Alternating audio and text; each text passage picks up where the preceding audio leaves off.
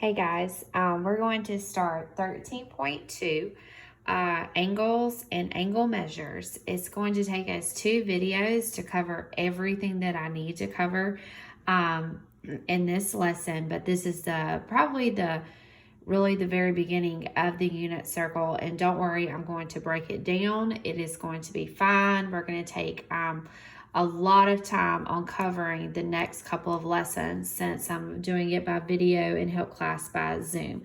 But this first lesson, 13.2, is going to be a piece of cake. The first thing I need to do is kind of give you an idea. The angles are also going to be on a coordinate plane like I have here, X and Y.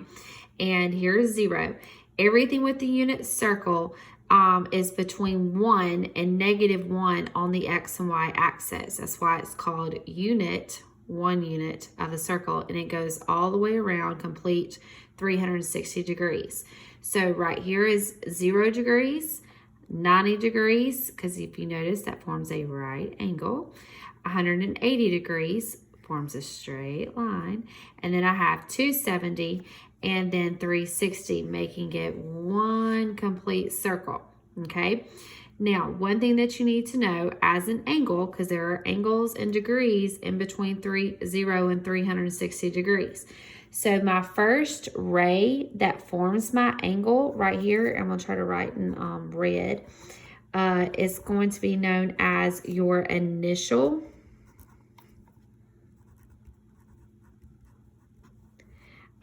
side, okay? And then it's going to end, let's say that I have the angle coming over here. So I'm going to go all the way to here. This side right here is known as the terminal side. So you can pause it and copy all this down or listen to me, whatever best fits you. So if I was to ask you what is the degree of this angle drawn, it's going to be around 200 degrees, give or take. Now, I'm not going to get out a protractor and measure it, of course, but we all know that 200 is between 100 and 270 degrees. So the 2 main parts of your angle that I need you to remember is the initial side, which is your starting point, and the terminal side, which is the ending of your angle. Okay, so if I gave you an example and told you to draw 30 degrees in standard position, the first thing you're going to do is outline your X and Y axis. Go ahead and tell me 0, 90 degrees, 180, and 270. Yes, I need to see all of that written out. This is showing me your work. So whenever you complete your assignment, this is going to be mandatory whenever you draw the angles. Okay, I will not accept just something that looks like this. Okay, I will not accept that at all. You need to label it. Now, the example that I'm going to give you is 30 degrees. So I know that 30 is between 0 and 90.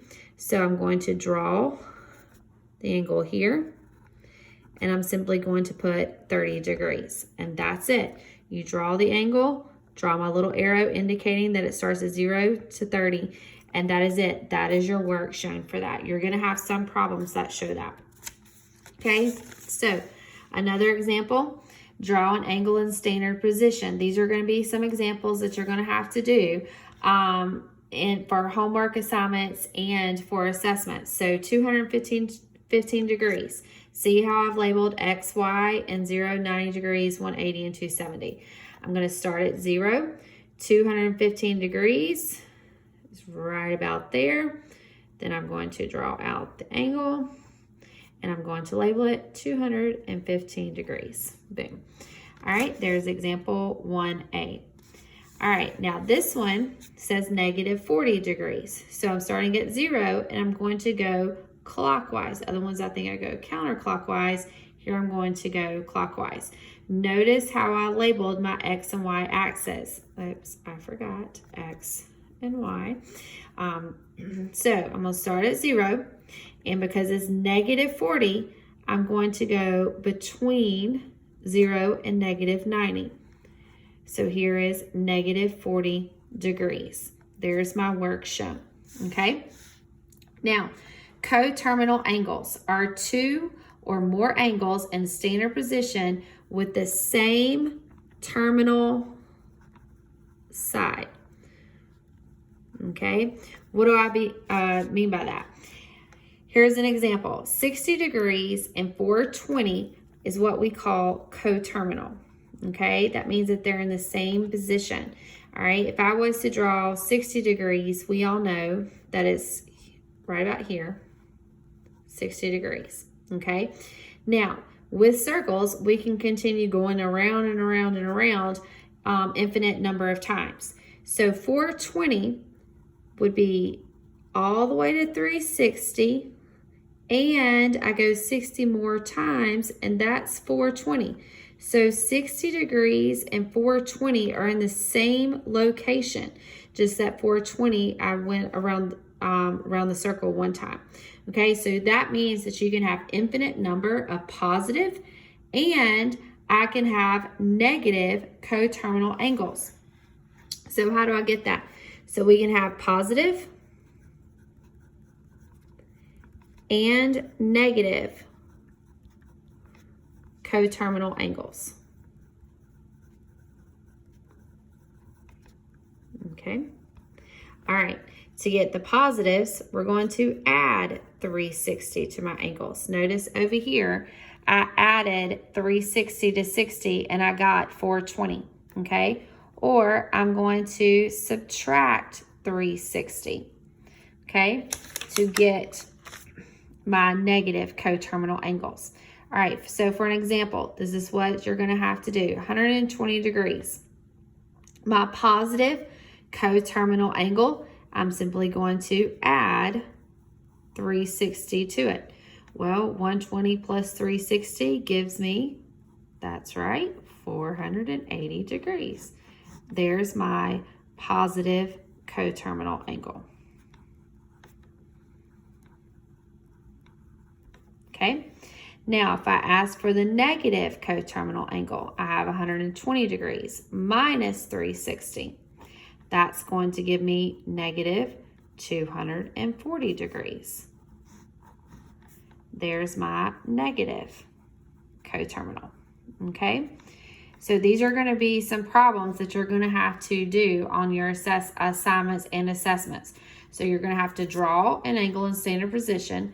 Then I'm also going to ask you for what is the positive coterminal and what's the negative coterminal, okay? One quick note, if I gave you 520 degrees, okay, and I asked you to tell me a negative coterminal angle, well, when you subtract 360, if I have 520 minus 360, we all know that we get 160. Well, 160 is not negative, so I have to keep subtracting 360 until I get that negative coterminal angle. So my negative coterminal angle would be negative 200. So yes, that does mean that you can have multiple correct answers, because I can keep adding 360 to 480, and that's still going to be a positive coterminal angle of 120, okay? Now, if ever, just a side note as well, if I get to going too fast, remember you can push pause and re-listen to it again. That's going to be the great thing about this, is that you can keep going back and listening to my lessons in case you missed something the first time. All right, so that's, you got to draw the angle, find positive and negative coterminal. Okay. This is part B of 13.2 of today's lesson. So it's better if I just go over this from your book. That way it's on page 819. This is converting between degrees and radians. So angles can also be measured in units that are based on arc length. 1 radian is measured in the angle of theta in standard position, with the terminal side that intercepts an arc with the same length as the radius of the circle. Now, what in the world does that mean? If you look right here at the diagram, okay, you have the X and Y axis, we have the unit circle. The radian that they're talking about is the arc length, R and R. If you notice that this is the length of the radius of the circle, that's why it's R. Okay, and so they're talking about this right here, theta. So theta is going to equal to 1 radian right there. Okay, so with that being said, you also need to know that the circumference of a circle we know is 2 pi r. So 1 complete revolution around a circle equals 2 pi radians. Because r is equal to 1. Because remember, I just got finished telling you that from 0 to here is going to be positive 1. So my radius is 1. So that's why the r so-called went away, because it's understood to be 1. Since 2 pi radians equals 360, degree measures and radian measures are related by the following equations. 2 pi equals 360. Now they go here and say pi radians equals 180. Well, how did they do that? They divided by 2 and got pi radians by itself. So this chart right here is going to be very helpful to us, okay? So that's on page 819. All right, so the degrees to radians, we're going to use the conversion. If I'm converting from degree to radians, I'm going to say pi over 180 degrees. So you need to box that, do whatever necessary, okay? So for example, I have 120 degrees. I'm going to convert that to radians. So I'm going to use my little conversion, pi over 180. I want to see this worked out for right now. And then you're going to have, because eventually you're going to have it memorized. So I have 120 pi over 180. This is going to reduce, because it's a fraction. So therefore, it's going to reduce all the way down to, we know, 2 pi over 3. So we have just converted from degrees to radians. So eventually you're going to know right off the bat that 120 degrees equals 2 pi r. But before we can get there, that's how they get it. They use the conversion. Now, I forgot to write the other conversion. Radians to degrees. Okay? And it's just going to be the other way. So I'm going to do 180 over pi. So this is your second conversion that you need to know, okay? So here's our example, negative 5 pi over 3.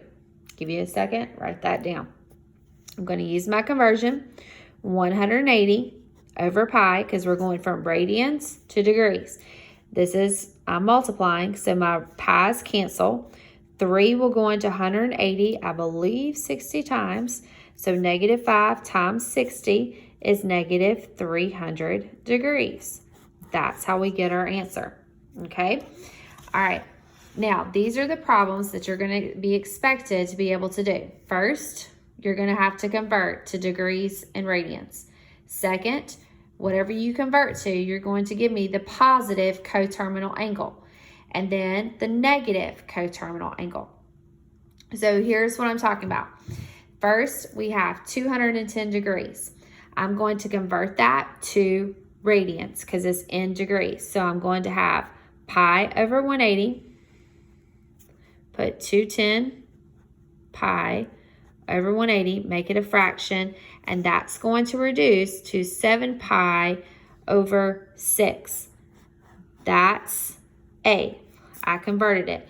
Now, since I converted it to radians, I've got to keep my positive and negative angles in radians. Okay, so I'm going to show you how to do that.